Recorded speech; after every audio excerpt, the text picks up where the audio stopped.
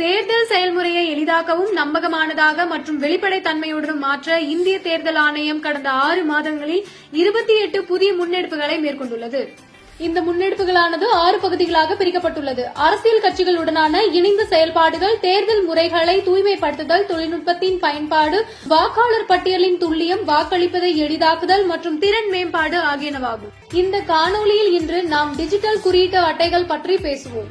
தேர்தல் தொடர்பான தரவுகளை எளிதாக அணுகக்கூடியதாக மாற்ற ஆணையம் டிஜிட்டல் குறியீட்டு அட்டைகளை அறிமுகப்படுத்தியுள்ளது. இதற்கு முன் தேர்தல் தொடர்பான தரவுகள் தேர்தல் அதிகாரிகளிடமிருந்து பெறப்பட்ட குறியீட்டு அட்டைகள் தயார் செய்யப்பட்டது. இப்போது இந்த தரவுகள் டிஜிட்டல் குறியீட்டு அட்டைகள் மூலம் தயார் செய்யப்படுகின்றன. இந்த தொழில்நுட்பமானது தேர்தல் தொடர்பான தரவுகளில் உள்ள முரண்பாடுகள் போன்ற பிழைகளை குறைக்க உதவுகிறது.